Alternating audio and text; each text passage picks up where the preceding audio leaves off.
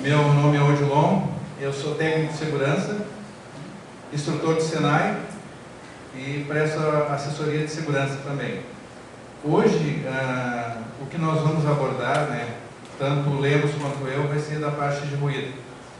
Eu vou começar, até porque a ideia foi que quando eu trabalhava na Braskem, vários técnicos de segurança, principalmente de parceiros, me perguntavam assim: pô, como é que eu monto um programa de conservação auditiva? Então, na realidade, baseado na experiência que eu tive, nos momentos que eu trabalhei na área de higiene ocupacional, eu tive várias experiências com outras empresas fora Braskem. Então, o que eu vou apresentar para vocês não é uma verdade suprema. Se alguém tiver uma outra experiência, tiver um conhecimento, mas na realidade isso é um básico para te fazer um programa de segurança, básico para te fazer um programa de higiene ocupacional.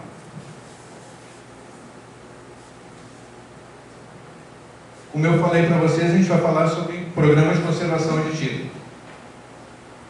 Tu tem que definir, quando tu vai fazer um programa de higiene, tu tem que te planejar e tu tem que definir algumas etapas. Então tu não pode começar do zero. Então assim, eu escolhi 9 itens que eu julguei importante para te fazer a execução desse teu programa: planejamento, critérios, procedimento, monitoramento ambiental, dosimetria de ruído, equipamento de proteção individual e proteção coletiva, medidas administrativas e avaliação. A grande vantagem que você não tem nessa nossa apresentação é que depois que eu fizer a apresentação, o Lemos vai falar muito e vai dar exemplos da prática de medidas de controle. O que às vezes pode ser de extrema dificuldade a gente achar assim: não vai dar certo, isso aí não tem como resolver, o que vai acontecer? Vocês vão observar que vários exemplos, o nível de redução de ruído ele foi acentuado. O nível que se estava e a que se chegou. E às vezes tu pode olhar assim: é coisa simples. Não, aquilo ali exige estudo. Então tu tem que te planejar para isso aí. A etapa de planejamento, parece assim, tu dizer o óbvio. Tu tem que conhecer a empresa, tu tem que ter uma ideia daquela empresa que está executando o serviço. Vamos imaginar que tu seja um técnico de segurança que vai trabalhar diretamente ali. Então tu tem que ter uma noção, tu tem que ter uma base. Eu tenho ruído em tal área, eu tenho naquele local tanto, Essas coisas eu tenho que ter uma noção. Eu não preciso ser um especialista, um conhecedor profundo daquilo ali. Uma outra coisa assim, é de fundamental importância, quando tu for fazer um planejamento, tu criar uma equipe multidisciplinar. O que vem ser essa equipe multidisciplinar? Tu vai ter alguém da área de higiene ocupacional, tu vai ter alguém da área de saúde ocupacional, tu vai ter alguém da área que tu vai fazer o monitoramento.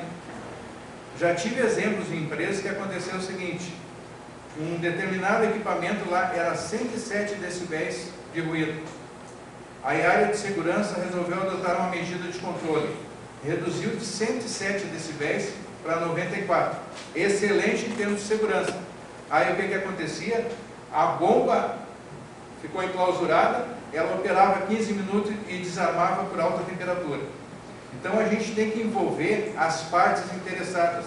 Tu não pode pegar e sair fazendo assim: eu vou resolver o problema de segurança. Resolvo o problema de segurança, aí eu crio um outro problema que é o operacional.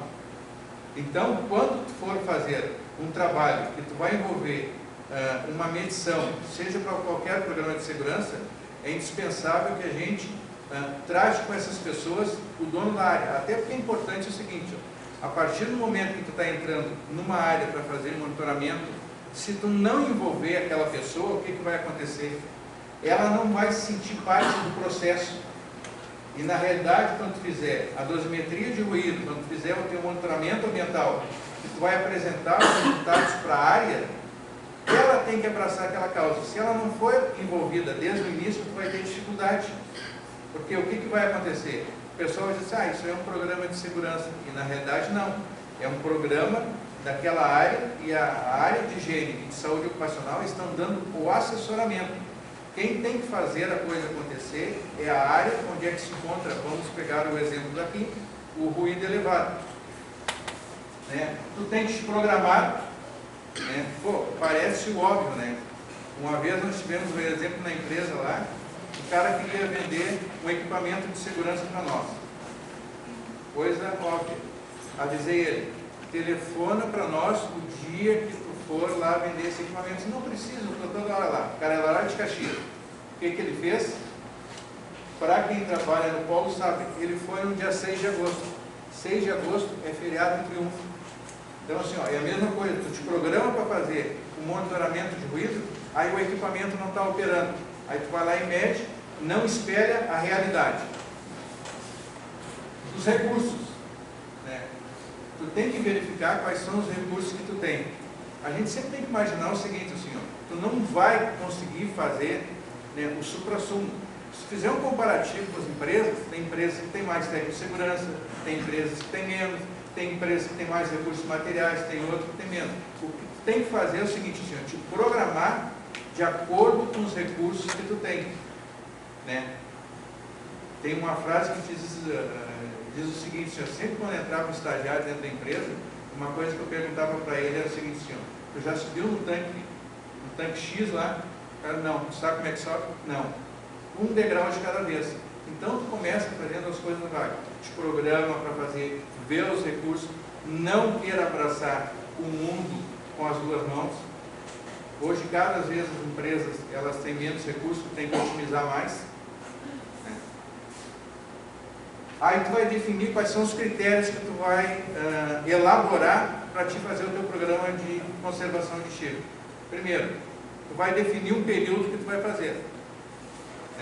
Tu não precisa, vou imaginar o seguinte, ó, se eu tenho um posto de trabalho aqui, eu não preciso estar fazendo monitoramento ambiental ou dosimetria todo dia. Eu tenho que definir um critério que seja técnico e seja compatível com a realidade que eu tenho em termos de recursos humanos e recursos materiais, que são os equipamentos, né?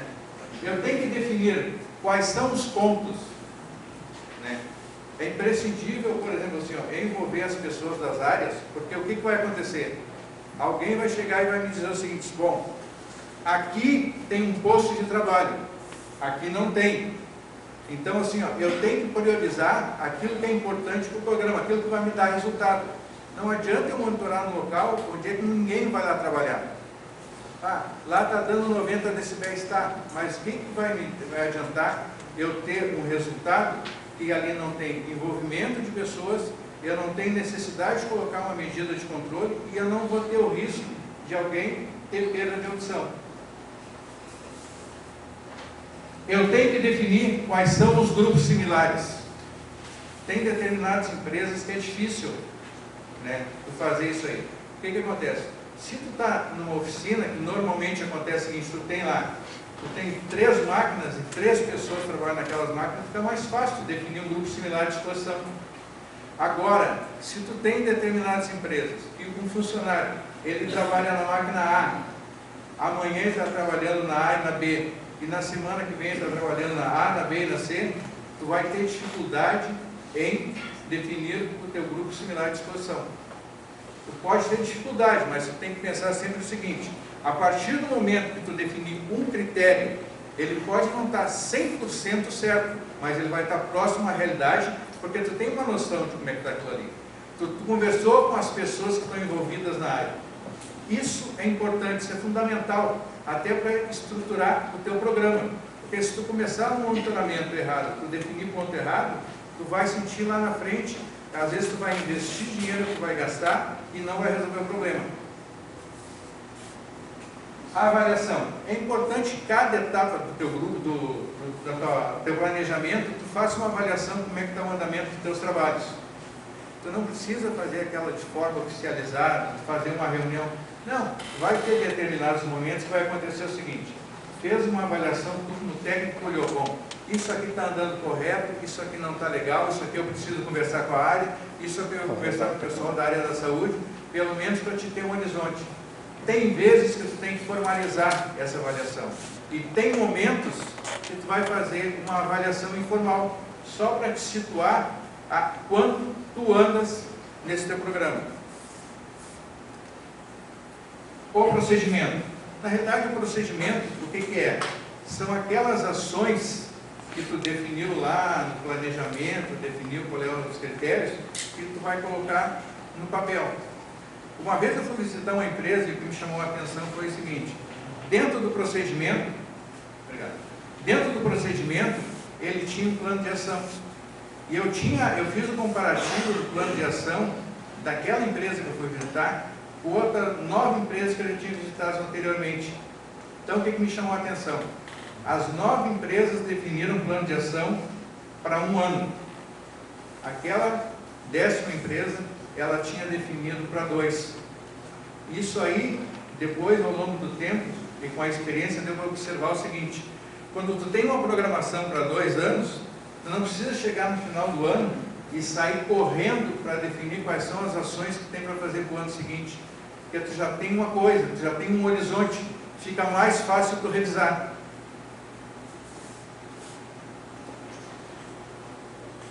PPRA.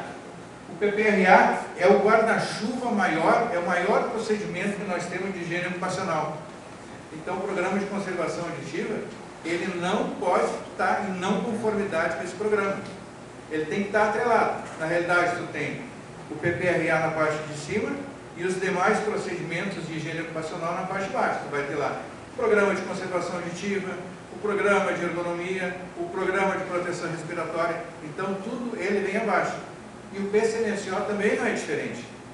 O PCMSO, logo que inicia lá no anexo 1 da NR7, ele te diz o seguinte: deve ser feito audiometria naqueles casos em que os trabalhadores estiverem expostos a nível de pressão sonora elevado. O que é nível de pressão sonora elevado? Pelo que diz a NR7, acima de 85 decibéis. Então, se a NR7 já fala da parte médica e ela cita também a parte ocupacional, a de higiene, tu tem que estar atrelado com ele. Se vocês pararem de observar, nas empresas que vocês trabalham, se vocês têm uma área de higiene e de saúde ocupacional, 90% das empresas, área de higiene e saúde ocupacional, normalmente elas trabalham em conjunto, elas trabalham no mesmo prédio, ou elas têm a mesma sala, porque isso aí facilita. Porque a definição de vamos fazer audiometria naquele trabalhador vai depender do monitoramento ambiental, de uma dosimetria de ruído que a área de higiene fez. Né? Então, e até porque também diz o seguinte, né? Lá na NR9 fala que a NR9 ela tem que estar atrelada com todas as normas regulamentadoras, principalmente a NR7. E, por fim, nessa etapa aqui, ó, tu tem que fazer cruzamento de informação. Se tu não fizer cruzamento de informação, isso seja para a parte de ruído, seja para a parte de químico, seja para qualquer item da parte do PPRA, tu vai ter um trabalho pela metade. Tu não vai ter como concluir eficazmente e depois a gente vai ver mais adiante. Monitoramento ambiental. Por que é importante o monitoramento ambiental? Ele serve de base para 2 coisas. Ele serve de base quando tu for fazer o teu grupo similar de exposição, que tu pegar uma dosimetria de ruído, ele vai servir de base. E nós vamos ver mais adiante um exemplo a respeito disso aí. Por que o monitoramento ambiental ele é importante? Quando tu tem, vamos imaginar o seguinte, vamos pegar aquele caso assim, ó, exposição aguda. Né? Vamos pegar uma exposição aguda do nosso dia a dia. Vamos imaginar o seguinte: sábado de noite, vocês vão sair para jantar fora. E aí, 10 minutos antes de sair, tu chega e diz assim: coloca um parafuso aqui na parede. Aí o rapaz vai lá e fura uma tubulação de água. Grande quantidade de produto em pequeno espaço de tempo. Nessas aí, o que acontece? O mapeamento de ruído, quando for uma emergência, porque tu tem que medir, tu vai conseguir identificar. Agora, a exposição crônica, que é aquela lá, que tu tem um pequeno vazamento de água na hidra, na parte de ruído, onde é que tu vai conseguir identificar? No monitoramento, às vezes, não consegue ambiental. Tu vai conseguir na dosimetria de ruído. Por isso que uma é importante para complementar a outra. Agendamento, procurar de preferência saber assim, ó, as atividades que são realizadas naquela área, né? De preferência começar assim, ó, situação normal, situação de emergência. Pega situações, o ruído, e ele não é muito diferente dos outros agentes, pega o químico. O ruído normalmente tem 2 situações: fazendo um resumo bem a grosso modo dessa situação. Ou tu tem pela área, ou tu tem pela atividade. Por exemplo, tu vai trabalhar numa refinaria que é Alberto Pasqualini. Se tu tem uma parada de manutenção, tu vai chegar lá para fazer monitoramento de ruído, o nível de ruído pela área, ele vai estar baixo, porque as bombas não estão operando, os compressores estão parados, enfim. Nesse caso, não está baixo. Em compensação, pela atividade, que é o uso de lixadeira, bomba de alta pressão, o nível de ruído vai estar elevado. Então, tu tem que conhecer a realidade da área para te fazer um monitoramento. E isso quem vai te dizer é o coordenador da área, o líder da área, enfim, a pessoa que faz a liderança. Se ele não te disser, ele vai te indicar alguém para te ajudar nesse trabalho. O mapeamento é importante. Depois eu vou mostrar um mapeamento simples que eu fiz para vocês terem uma ideia, mas o mapeamento ele é importante. Ele, além de servir para ti, ele pode até ajudar nos casos, por exemplo, quem tem uma comissão interna de prevenção de acidentes, que precisa fazer um mapa de risco. Então, tu vai otimizar os recursos lá até da CIPA, porque ela já tem os dados, né?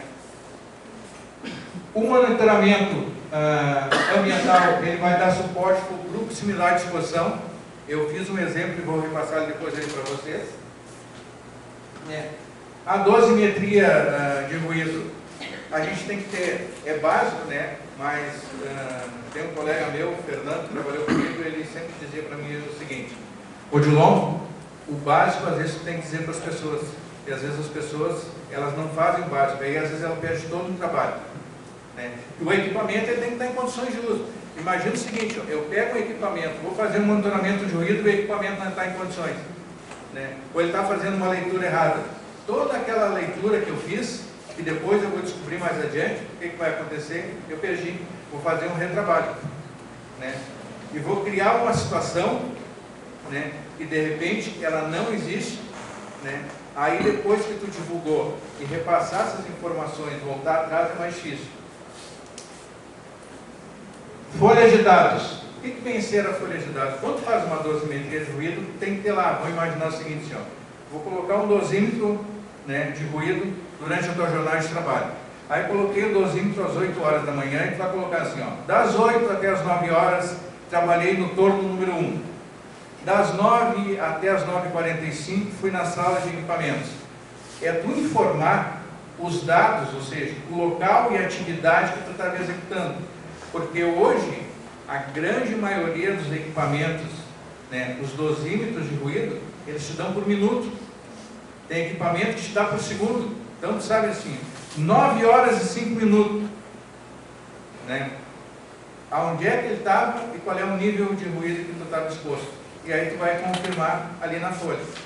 Isso aí vai te facilitar para fazer medidas de controle e ver se teus equipamentos que tu está utilizando estão adequadamente.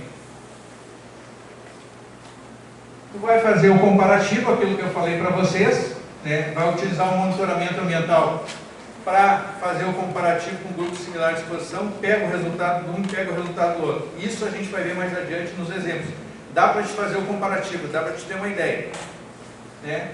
E tem que verificar que às vezes tu pega resultados de dosimetrias de ruído que elas são inconsistentes.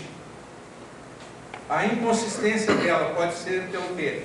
Ela pode ser pelo equipamento, que está com problema, não atendendo o item 1 lá que a gente colocou. O equipamento ele pode ser colocado num determinado local por pessoas que já aconteceu. A gente tem exemplos, o cara pegou, tirou um equipamento, um dosímetro de ruído e colocou do lado de uma bomba. Aí tu vai verificar o relatório de monitoramento, 90 decibéis assim durante 45 minutos. Né? Pega. E as coisas mais simples. Pode chegar e dizer para a pessoa assim, olha, ou houve algum problema aqui contigo, ou a gente repete a dosimetria amanhã. Se tu tem um mapeamento da área, isso fica fácil de identificar. A parte de equipamento de proteção individual, né? O que às vezes a gente para observar, às vezes é o seguinte: o CA às vezes está vencido, tu já pega CA no sistema vencido e a empresa está utilizando. É importante tu verificar qual é o teu equipamento de proteção individual dessa tua atividade. Pode imaginar assim, ó, é tudo igual. Mas tem uma pequena diferença. Por exemplo, quando tu utiliza um protetor concha, o ideal, se tiver opção, claro, se tiver opção, utilizar os dois. Mas se tiver que utilizar um ou outro, o concha, ele é melhor para nível de ruído, não onde é que tu trabalha com vibração, não onde é que tu trabalha em plataforma metálica. Porque qual é a tendência da plataforma metálica? Ela é vibrar. A partir do momento que ela estiver vibrando, tu não sente, mas o concha está fazendo isso aqui, ó. Ele abre. É pouco, mas o nível de ruído que tu está exposto, né, vai ser maior que de repente se utilizasse um outro que fosse mais eficaz. Tu tem protetores ativos, que aqui no Brasil é uma dificuldade, às vezes a gente conseguir encontrar, que é a performance, claro, o valor é muito mais caro, mas dependendo da atividade que tem que ser feito eventualmente, ou se tu tiver condições de comprar, vale a pena adquirir. Aí tu manter o acompanhamento e fazer uma avaliação dessa etapa, né? E até da etapa assim, ó, quando a gente ministra, quando a gente faz essa parte aí, a gente fala assim, pô, as pessoas estão utilizando, os trabalhadores estão utilizando, eles têm conhecimento, quando é que eles têm que utilizar, quais são os cuidados que ele tem que ter, porque de repente pode acontecer o seguinte, ó, o cara está utilizando um plug lá, e o plug está sujo, está contaminado com alguma coisa, resolve o problema de audição e ele vai criar outro problema no canal auditivo da pessoa. Equipamento de proteção coletiva. O Lemos, ele vai falar bastante sobre esse assunto. Esse aí é de fundamental importância. O equipamento de proteção individual é o mais fácil, chegar e fornecer. O equipamento de proteção coletiva, ele envolve duas coisas. Primeiro, o tempo que tu precisa. Tu tem que fazer uma avaliação precisa da situação para te não jogar dinheiro fora, tipo, aconteceu o que eu falei para vocês lá daquela bomba que era 107 decibéis, se gastou uma quantia razoável de dinheiro, resolveu o problema de segurança, mas não resolveu o problema operacional. Então, aqui nós temos duas fotografias, que é uma proteção acústica numa bomba, que reduziu em 8 decibéis o nível de ruído, e aqui é uma modificação que foi feita no queimador de corpos, que reduziu em 6 decibéis. A gente está falando em medida, equipamento de proteção coletiva, mas a gente sempre tem que se lembrar o seguinte, o mais importante, hoje a gente tem a facilidade, e eu via pela empresa que eu trabalhava, eu vou pegar dois exemplos, vou pegar um exemplo que tinha lá que sempre me chamava a atenção. Eu tinha duas plantas que produziam eteno. A primeira planta, se desse uma emergência, e se tu tivesse que atender, metade da planta possuía hidrante com penhão. A outra metade só hidrante. Então, se tu tivesse que montar uma linha de mangueira, tu demorava, pensei, demorava lá 90 segundos para montar uma linha padrão. E a pessoa ficava na frente. Na planta que foi construída posteriormente, o que acontecia? Todos os hidrantes já vinham com canhão na parte de cima. Qual era o tempo de resposta? A pessoa levava 10 segundos para abrir o canhão e direcionar e não precisava ficar na frente. A parte de ruído é a mesma situação. Aquela situação que tu tem anteriormente, que tu tem que corrigir, medida de controle é uma beleza, fazer depois. Agora vocês imaginam a seguinte situação, tu fazer uma reforma de uma casa morando dentro dela. Ou melhor, tu já ter a oportunidade de comprar uma casa que já esteja dentro dos parâmetros que tu gostaria que tivesse. É muito melhor. E essa aqui, isso aqui chama atenção, esse exemplo. Olha como é que era a mentalidade na década de 80. Isso aqui era uma casa de um operador de campo. Isso aqui não era diferente na Copersul, não era diferente lá na refinaria, não era diferente em outras empresas. O que eles faziam?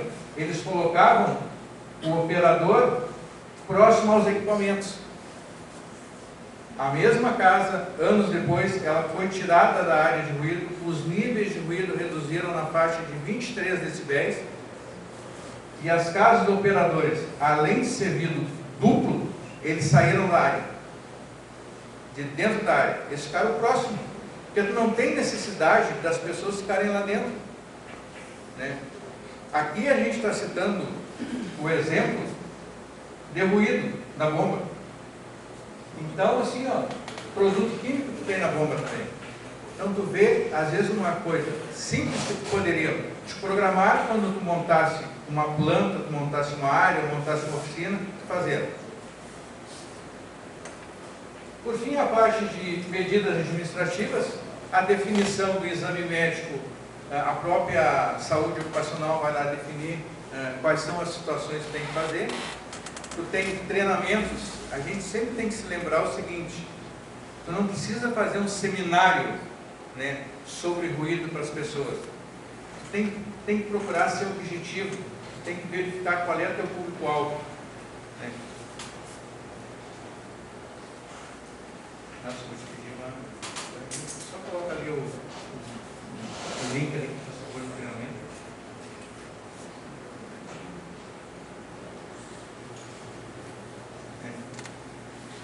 Alguém vai se lembrar dessa foto porque tem gente que tem filhos que toca bateria em casa. Mas para vocês dar eu vou citar um exemplo do material que eu peguei de um outro treinamento. Eu fui dar um treinamento numa outra empresa, é uma clínica onde é que possuía 8 funcionários. E eu descobri que dentro desses 8 funcionários, tinha 2 funcionários que trabalhavam, os pais trabalhavam com música e os filhos estavam juntos, né? Então, o que eu fiz? Eu fiz um slide, né, uma criança com protetor auricular. Foram poucos slides que eu fiz. E eu estava dando treinamento de PPRA com um público que não tem conhecimento, não é aqui como a grande maioria que é especialista em segurança. Lá não, eles não tinham conhecimento, eles não sabiam nem o que era PPRA. Mas o que eu fiz? Eu fiz um treinamento, na realidade nem foi um treinamento, foi um DDS de 10 minutos voltado para aquele público. Aí eles começaram, porque o que eu fiz? Eu peguei exemplos de agentes físicos da casa. Eu peguei ruído, eu peguei isso aí. Químico, eu peguei lá assim, ó, um tubo de um vidro de Ajax e de pinho-sol que a criança tomou. Antigamente existia em Porto Alegre um CIT, né, que controlava essa parte de toxicologia, se tu tivesse algum problema, e assim, ó, a quantidade de criança que bebe produto químico, pinho-sol, Ajax, remédio, nós não temos ideia do que é. E às vezes a gente não se dá conta. Então, tu tem que atender teu... Não precisa criar um seminário, né? Lembre-se o seguinte, senhor, o ótimo é inimigo do bom. Tu não precisa fazer 100%. Tu tem que fazer o mínimo necessário. Se tu tiver espaço para fazer mais do que o mínimo necessário, tu vai aumentando. Lembre-se daquele tanque, senhor. Quando tu sobe no tanque, tu vai pela escada e sobe um degrau de cada vez. E a parte de limitação de tempo? A parte de limitação de tempo tu vai definir. Eu estou com níveis de ruído acima de 85 decibéis, dependendo da atividade, eu posso fazer um revezamento. Aí eu boto tu trabalhar 2 horas, peço para te trabalhar mais 2 horas, ela trabalha. Então, e eu retiro aquela pessoa naquele nível de pressão sonora excessiva que ele está, ou seja, o nível de ruído elevado que ele está, né? Eu faço uma média. Imagine a seguinte situação, vou te usar como exemplo. Vamos imaginar o seguinte, tu apronta para a Dona Maria, aí tu vai tentar resolver o problema com a Dona Maria, tu chega e diz assim, ó, vou te dar R$3.100, tu pode gastar no shopping no mês de março.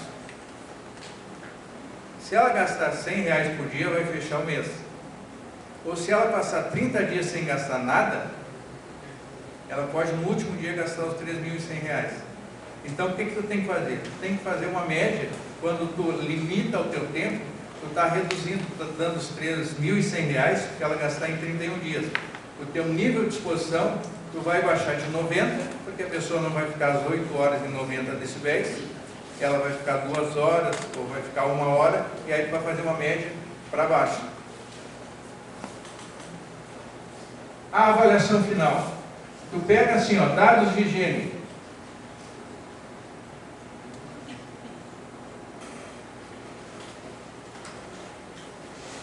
imaginar que a gente fizesse um mapa de uma empresa que vocês trabalham, e eu tivesse esses valores aqui, ó. Fiz um mapeamento, tenho o torno 1, torno 2, o posto do mecânico, e assim vai. O que eu tenho aqui?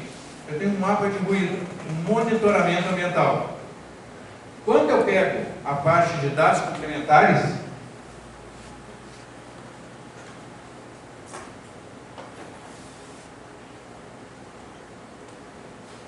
ele está demorado, mas deve chegar lá. Quando eu pego a parte de dados complementares, o que é que eu tenho? Eu tenho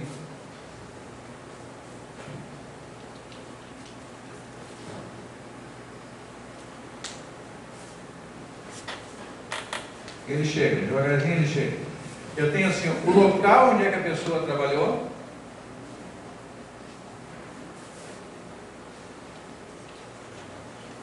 eu vou mostrar no fim esse item que não está aparecendo aqui. Eu tenho um relatório à parte, vou mostrar para vocês. Nos dados complementares que ele aparece o seguinte: lá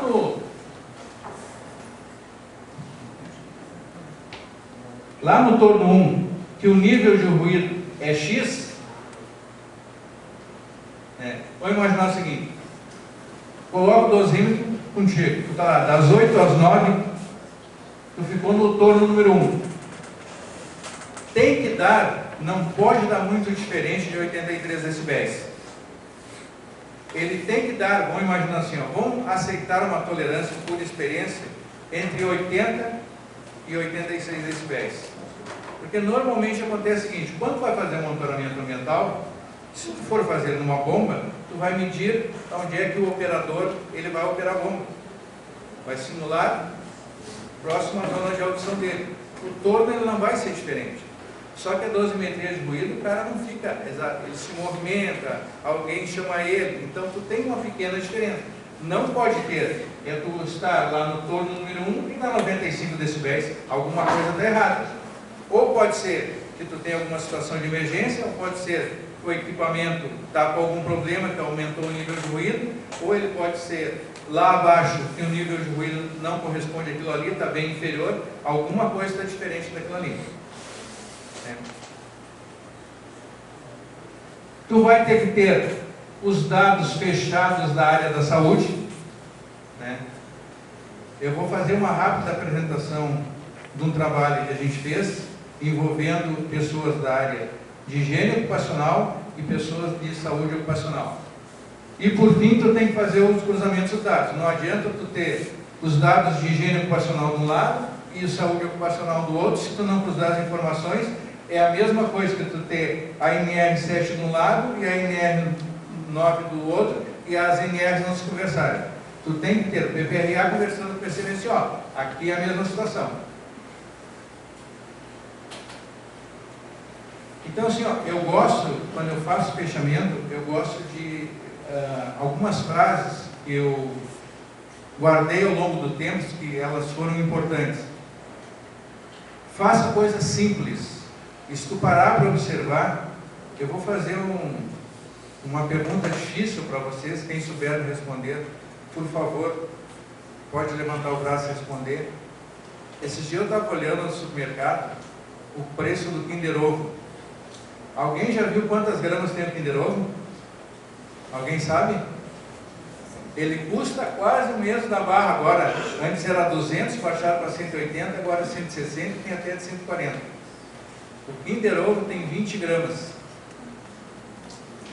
Um ovinho pequenininho. E tu paga quase a mesma coisa que uma barra de chocolate grande.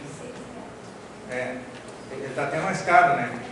Então, assim, começa fazendo as coisas mais simples. Faça as coisas mais simples e depois, se sobrar tempo, tu faz as outras coisas. Porque daí tu começa naquela história lá do tanque, né? Um degrau na escada que tu vai subir no tanque. Segundo, prioridades.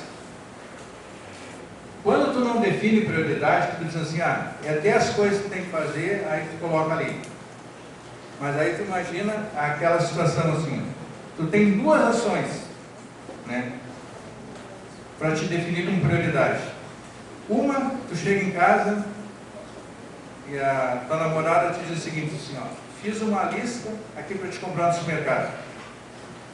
E aí quando ele está saindo pegar o carro fazer as compras, ela diz para ele lá, gritando na janela assim, ó, traz mais 1 quilo de açúcar. Aí tu para e pensa o seguinte, o que seria prioritário? Tu esquecer o quilo de açúcar do supermercado ou tu esquecer o dia do aniversário dela? Então, assim, tu tem que definir prioridade. Se tu não definir prioridade, tu vai de um lado para o outro. E até porque normalmente acontece o seguinte, tu não tem espaço suficiente para conseguir fazer tudo que tu imagina. Então, tu tem que definir alguma coisa que seja compatível com os teus recursos e com o tempo que tem que fazer. Terceiro, compartilhamento. Assim, ó, hoje nós temos assim, ó, a oportunidade, né, de compartilhar coisas com outros técnicos de segurança. Pô, a gente está aqui, ó, num evento, alguém no ano passado, ou há não sei quanto tempo atrás, sonhou um dia fazer um grupo de técnico de higiene ocupacional, convenceu outras pessoas a participarem do grupo. O ano passado, várias pessoas estavam nesse auditório. Esse ano, a mesma situação. Então, assim, tu tem que compartilhar. Tu pode, assim, hoje tu tem a internet, tu pode ligar para uma pessoa, tu pode repassar informações. Eu vou citar um exemplo aqui. Eu tenho não sou da geração nova, esses tempos eu recebi um convite do pessoal do laboratório lá, eles me mandaram pelo celular um convite em maio, uma festa em junho, e eu fui abrir em julho, né? E eu pego um outro exemplo. Eu fazia muita apresentação e eu gostava de colocar música nas apresentações. Aí eu tive o apoio do meu amigo Nelson. Aprendi. Aí quando ele me ensinou, ele botou uma música, aquela minha música eu não troquei mais, porque eu só sabia fazer com aquela, mas pelo menos eu aprendi, né? Então a troca de informações é muito importante. A escada que eu citei para vocês, né? Um degrau de cada vez. Não queira estar no primeiro degrau e já botar o pé lá no último, que tu não vai conseguir. A tua tendência é que tu vai cair.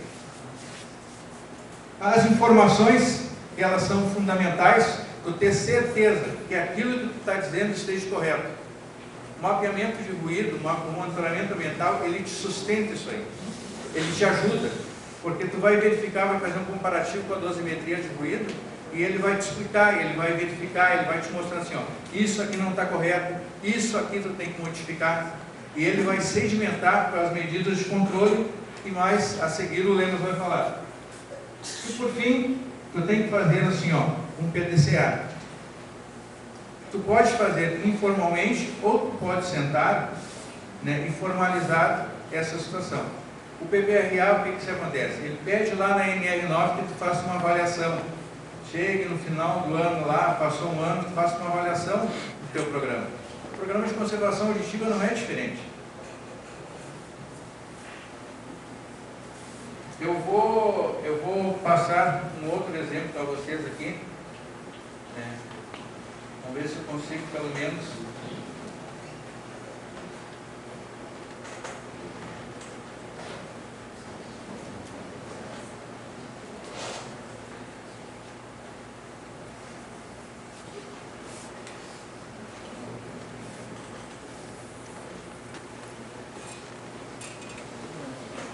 Não está querendo abrir.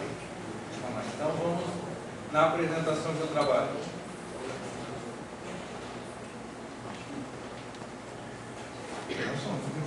Vocês conseguem abrir para mim enquanto aqui eu vou fazendo a computação.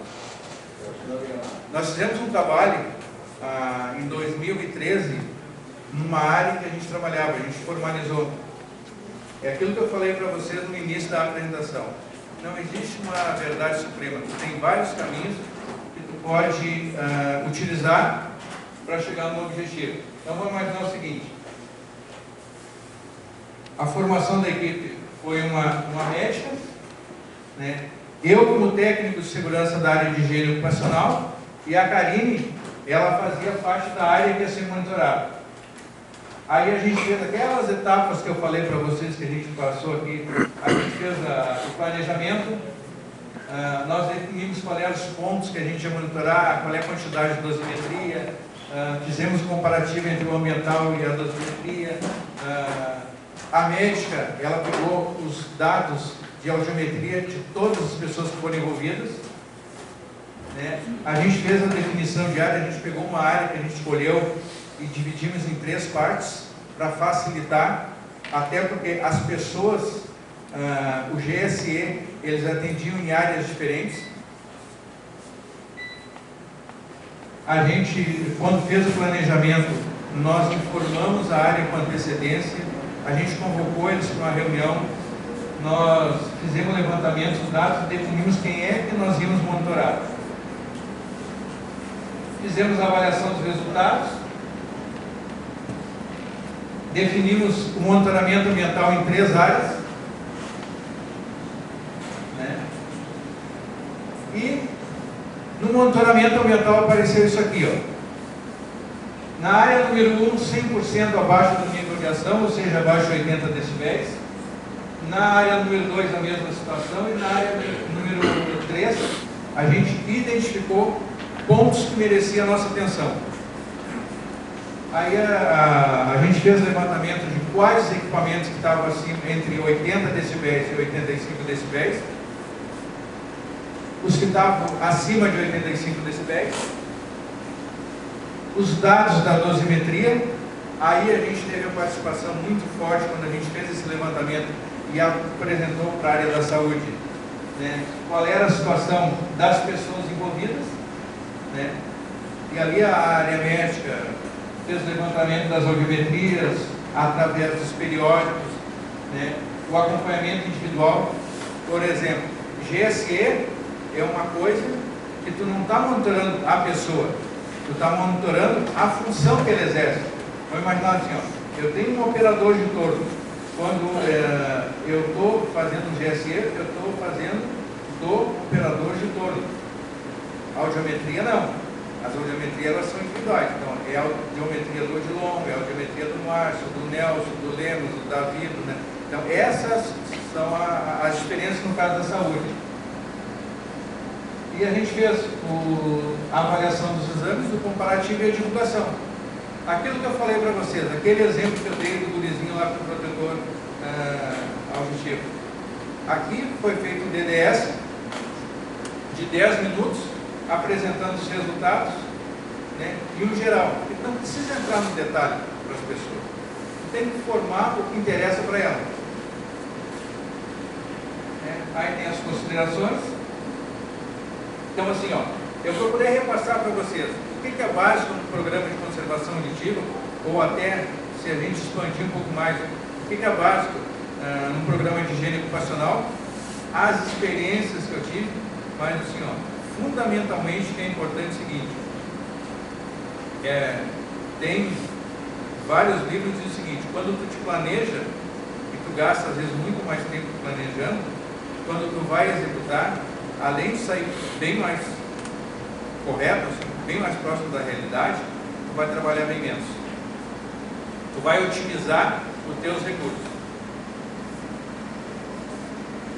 O que eu tinha para repassar para vocês é isso aí. Estou à disposição de perguntas, senão eu já passo a palavra ao engenheiro Lemos. Sim. Boa noite, senhora. Sobre o trabalho ali apresentado, eu CPC 8, 3, nas áreas produtivas, áreas administrativas, todas ficaram abaixo. Nessas áreas produtivas foi feito já com atenuação do ruído, do UTI, ou na área já foi, o ambiente já foi abaixo do UTI? Sempre quando tu faz, e na própria, se tu pegar, por exemplo, assim, ó, se tu pega a NR7, o PC menciona, no anexo 1, ela fala que, por exemplo, para mim definir um exame de audiometria para ti, eu tenho que desconsiderar o protetor auricular. A gente sempre tem que levar em conta o seguinte: vocês imaginam se aqui fosse o nosso posto de trabalho. Posto de trabalho, e eu colocasse um compressor aqui e distribuísse EPIs para todo mundo. Eu não tenho garantia que todo mundo utilizaria o protetor auricular, que é uma coisa individual. Agora, se eu botar uma proteção acústica, eu tenho certeza que a proteção acústica não tem, só se alguém for lá e tirar. Então, a legislação ela pede que tu considere para efeito de medida de controle sem protetor auricular. Porque se tu considerar o protetor auricular, vai imaginar o seguinte: eu tenho esse computador, 90 decibéis, tá? Aí eu considero o protetor auricular, nível de ordenação 15, tá tranquilo, diminui, aí eu não preciso adotar medida de controle nenhum. Mas aí tu vai ter que priorizar. Quando tu adotar uma medida de controle, que o Leandro vai falar, vai ter que priorizar o seguinte: tu tem que ver os níveis de ruído e o tempo de exposição que aquela pessoa fica. Às vezes, não necessariamente onde é que o nível de ruído é mais elevado, é que tu vai dar prioridade. Porque tu pode imaginar o seguinte: tu fazer uma manobra a cada uma vez por mês, e o nível de decibéis é 100, em compensação tem outra que é 90 e tu trabalha todo dia ali. E esses dados é da NR15 ou NH? Não, o que eu estou falando... Esse trabalho é NR15 ou NH? Não, ele tem um pouco de cada um. Ele tem, só para te ter ideia, assim, aqui nesse material, tem da NR7, tem da NR9, tem da NR15, tem da NHO01, então assim, ó, é um pouco de cada um. E muitas das coisas baseado nas experiências que eu tive a oportunidade de, com as pessoas que trabalharam comigo, me repassarem, visitas às empresas, né? Então, não é especificamente de uma legislação. Até porque tu não consegue, né? Quando tu tem uma legislação, tu não atende só uma legislação, tu atende mais de uma. Se tu parar para pensar, né? Às vezes quando eu estou dando treinamento lá de integração na empresa, uma determinada empresa, a NR1 está fazendo parte ali, para te entrar dentro da empresa, tu tem que estar com teus exames médicos em dia, assim tu vai.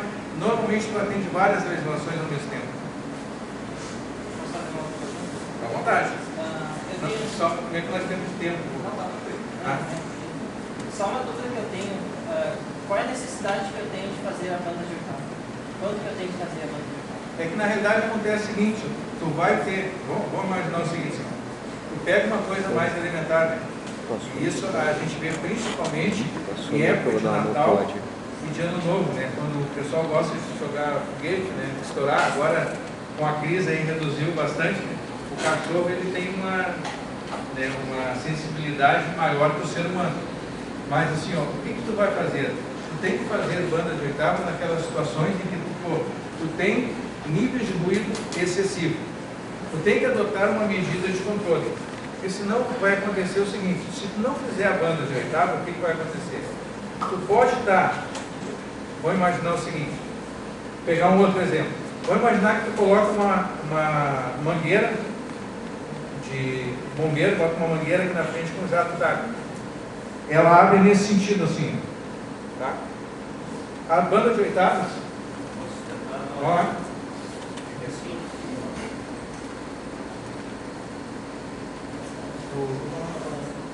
então, só para adiantar, porque a pergunta veio aí para dar um apoio, o filtro de banda de oitava, na verdade, nós utilizamos para entender o comportamento do ruído em um determinado equipamento local, que separando nessas bandas de frequência, nós vamos entender qual é o comportamento de ruído ali que nós temos, a predominância.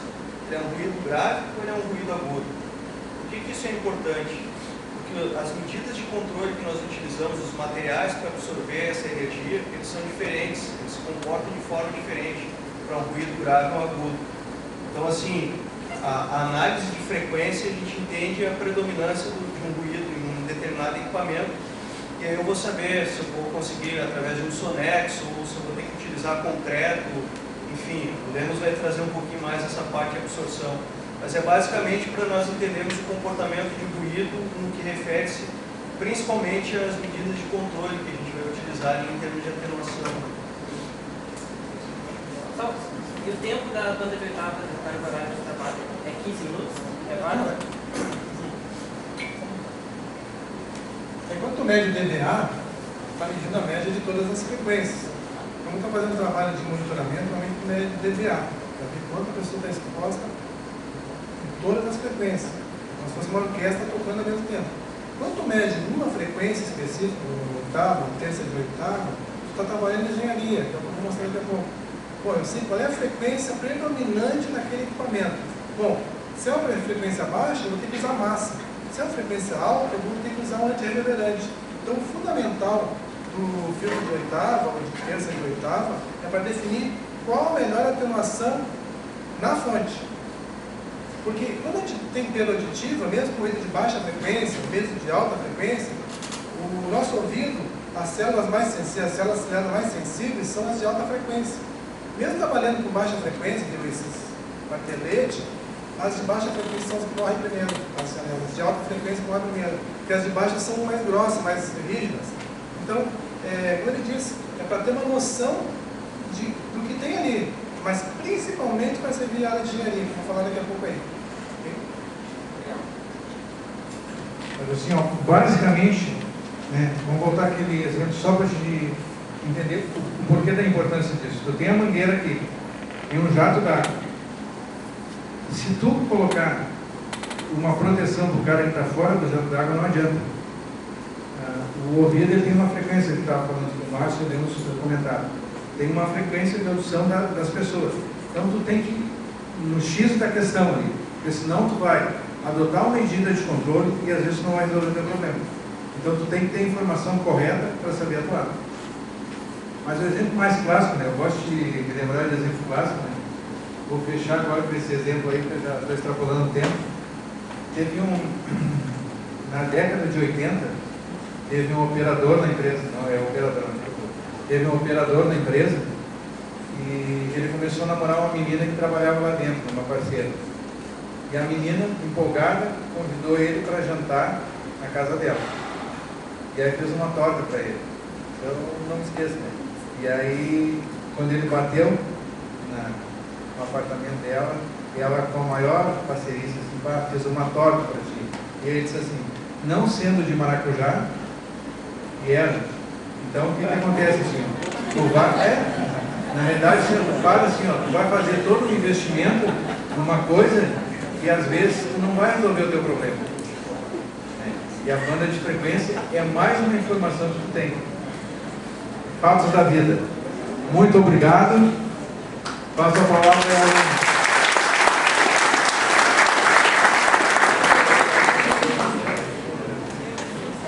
Odilon, muito obrigado pela tua palavra e pela tua sapiência aí com a turma. Perguntas? Aproveitar ainda, Odilon, alguma outra pergunta? Gente, lembrando que isso não é uma palestra só, tá? Assim, é conversa, ter diálogo, assim, né? De ter questionamentos, enfim, ter contribuições. Alguma... Bom, enquanto vocês vão pensando, tá? Quero dar 2 recados só. O primeiro deles, o GT de higiene, tá? Até para facilitar a comunicação. Bom, tá passando uma lista de presença aí para o pessoal deixar o nome e contato. Mas tá também, assim, uma forma de diálogo fácil e de compartilhamento de informações, tá? Nós criamos o Facebook, tá? O grupo do Facebook.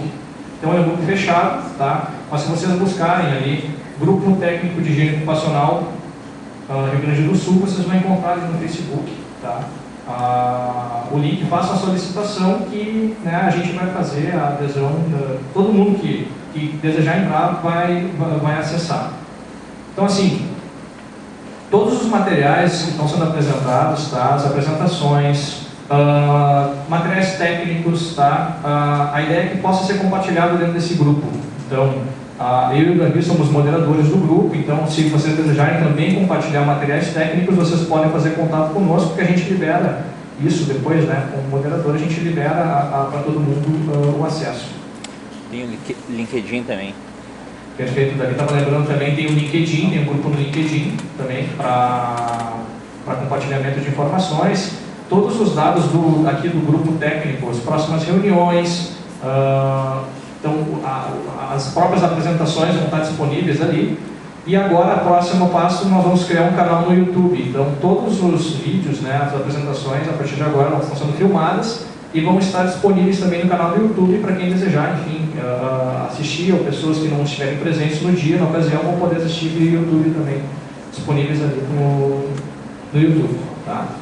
Então, se não tiverem mais perguntas nesse primeiro momento, tá acertando com o Alex, nós vamos fazer agora um pequeno intervalo de 15 minutos, então quem desejar ir no banheiro, quem quiser ir no bar, quem quiser comprar aqui um um lanchinho aqui das nossas colegas que estão aqui na rua. Então, uma pequena pausa, daí assim, agora são 8h20, tá? Então, às 8h35 nós vamos voltar daí com as apresentações, daí o Lemos vai fazer a apresentação dele.